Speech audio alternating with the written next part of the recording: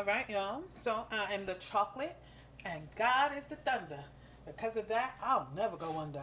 So I'm about to make the dumb good macaroni and cheese. Now this is stovetop now, and this is Kraft. Okay, Kraft. It is. So it's going to be dumb good. All right, I'm gonna make it ghetto style. Okay, so how do you make ghetto style stovetop dumb good macaroni and cheese? Well, first you gotta add your elbow macaroni. Okay, and as I have told y'all, I don't put no doggone oil or butter in my water because I have learned that makes the noodles, the pasta noodles, slippery. Ain't nobody got time for no slippery noodles, okay? I need my sauce to stick to the cheese. And if you put all of that oil or butter in your water, you're gonna make your noodles slippery, and they're not gonna stick to the sauce is not gonna stick to the yeah, your cheese sauce is not gonna stick to the pasta noodles. Okay, very small step here. So put a little salt. There we go. All right. Yes, it's going to be done good because that's how I like to make it. Done good. All right. Now, you're not going to have dumb good ghetto macaroni and cheese if you don't have no sugar. Now, I don't put no sugar in grits, but I will put some sugar, a little bit of sugar in this dumb good ghetto macaroni and cheese, if you please. Okay, so you have to let your noodles, your pasta noodles, they're gonna get nice and soft.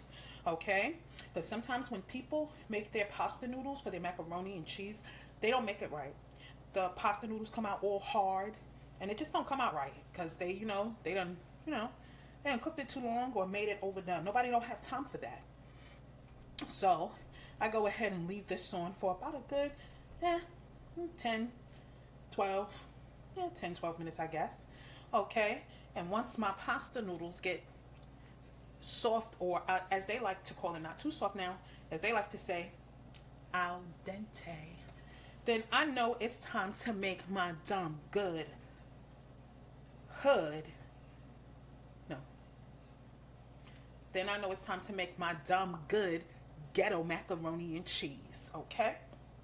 Now, I don't like to have no ghetto mentality, but when I'm making this dumb good ghetto macaroni and cheese, I do, because it's dumb good. It might be dumb good and ghetto, but it's delicious. Okay? So, and these are for my people who don't know how to cook. You're going to learn today. And do not, there are times in my life when I have cooked with the off-brand macaroni and cheese stovetop. There's times I've done it. But this is what I want to say, okay? You got to use Kraft. Kraft. Can we say Kraft? Kraft. Okay, for this right here, you got to use Kraft. You just have to. You really do. That's just the truth. I wouldn't tell y'all no lie. All right. The off-brand is good. Sometimes I use Great Value. It's good and everything, but it don't taste as great as this right here. All right. So enough of the talking. Let these, you see the bubbles? Do y'all see the bubbles? Okay, so the bubbles that you see is saying that your pasta noodles are almost done. They are almost done. Not done yet. Almost done. Okay, so let it continue to do what it does. All right. Okay, so you see your pasta, your elbow macaroni noodles are almost done. Let me share with you all. Do you see those beautiful ridges? That's why you have to get Kraft. Do you see those beautiful ridges? I'm going to tell you what those ridges in the pasta does. Those ridges, they help the cheese sauce stick to the pasta. You see that? Oh yes, making this good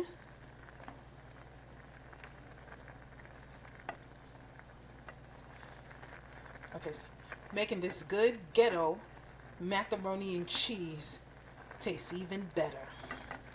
So that's why you have to get Kraft. And they usually have Kraft on sale, so it's fine. See? anytime you're making even baked macaroni and cheese, and I think they sell regular pasta this way, so anytime you're making even baked macaroni and cheese, you have to get pasta that has these ridges in it. You have to get the elbow macaroni and cheese with the ridges. I think Barilla makes this, that type. So, and I think the Italian way to say it is Barilla. Hopefully I said that right. Shout out to the Italians. Shout out to the Italians. And Miss Lydia, the famous Italian cook, she's the one that told me about, well, I learned it on her cooking show. Don't be putting no oil and butter, oil or butter in your pasta. She taught me that. She said, no. She said, that's not what you should do. Because it makes sense. That just makes the freaking sauce slip off the pasta. All right. So this, look, you see this? That's how you want them to be, you see? It's nice and soft. And of course, as you cook it, you see the elbow macaroni, it expands. You see that? All right, so time to take this off and get the water off of this. Okay, so now what you see that I have done is I went ahead and put about a half a stick of butter. Okay? About a half a stick of butter. All right, I'm just going to let that go ahead and do what it does and melt.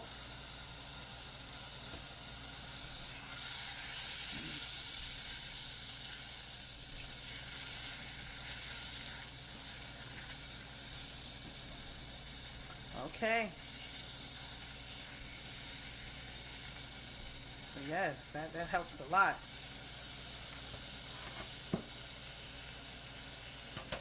Okay. Then it's time to put the macaroni. Okay, so my macaroni is in there. Okay.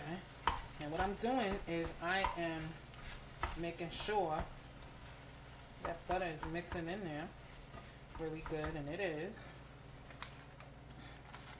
Okay. So I got my cheese sauce, right? Okay, what I do is go ahead.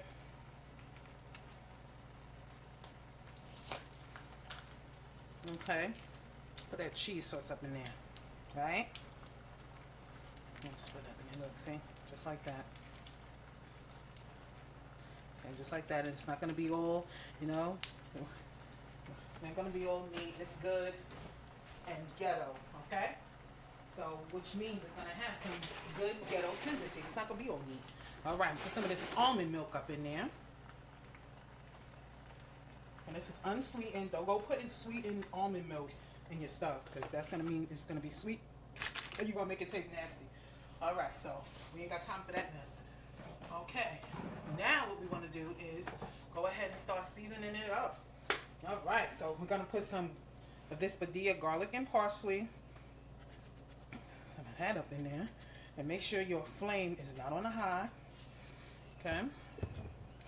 Then we got to make sure we put some wonderful mustard. Holla at your girl. Mustard. Okay. Oh yeah. All right. Wait a minute. Want to make sure everything is mixing all in.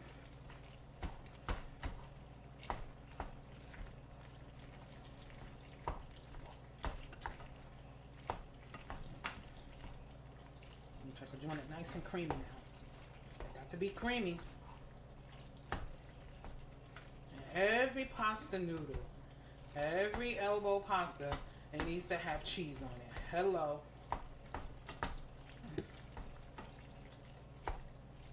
Alright, that's what we're talking about. Hello. Okay, wait a minute. Alright, now I want to make sure that I put me in some, I'm going to tell you, some people want to put some of this complete Padilla seasoning up in here, just a little bit, not a lot.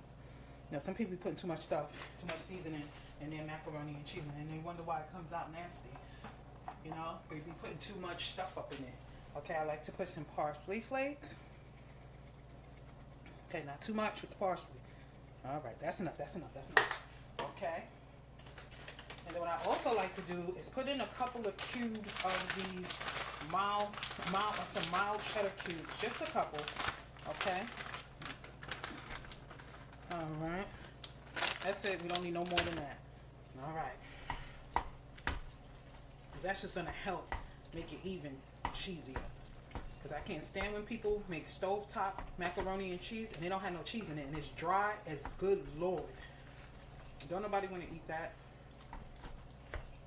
Okay, so that cheese is gonna, don't worry, the heat is gonna melt that cheese real good. Believe you me. Okay, it's gonna melt it real good. Don't worry, it's not gonna just be chunks of cheese in the macaroni and cheese. No, the heat melts the cheese. Okay. Nice. Do you see that? That's some, look at that. You see that? That's what you call good ghetto stovetop macaroni and cheese. Okay? You hear that sound? You hear that sound? If you don't hear that sound when you're making stovetop macaroni and cheese, you're making it wrong. That means it's going to be dry, it's going to be nasty, and nobody's going to eat it. Or they might eat it, but they're going to talk about you like a dog. Okay, I like to put pepper in my macaroni and cheese. Not too much, though, especially when you got kids. Kids don't want that old hot, when you have little kids. Big kids don't really care, but little kids don't want that old hot, spicy macaroni and cheese. They don't want that. Okay? And then I like to add one more thing, or two more things, okay, to my macaroni and cheese.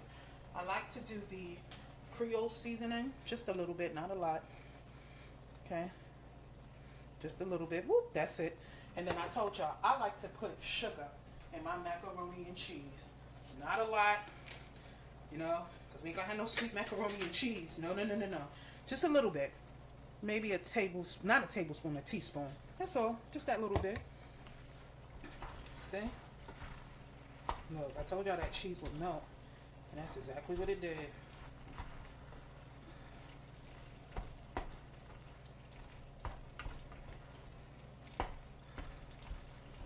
Okay, and that's it. Look. Look at that. You want some? Now, don't burn it now. Make sure your fire is not on high. Just a little more milk, not a lot. I always do that towards the end though. I put a little bit more almond milk, not a lot. Because it gotta be cheesy and creamy. Hello. Saying that almond milk helps. Alright, but that, boom, that's it. That is delicious. It is great. Look at that. Get your plate. Give you some. Here. Here you go. Here, taste that. It's good, right? I know. Okay. And that's it. Nope, I'm not putting it in the oven because I don't need to put it in the oven. If it's stovetop macaroni and cheese, there's no need for me to put it in the oven. That's too much work. Ain't nobody doing all of that. I got to top it with some paprika, baby. There you go. That just makes it even more flavorful. There you go. And this is stovetop Good Ghetto macaroni and cheese. All right, I showed y'all what to do. It takes about maybe 15 minutes to make this. I'm about to turn the stove off.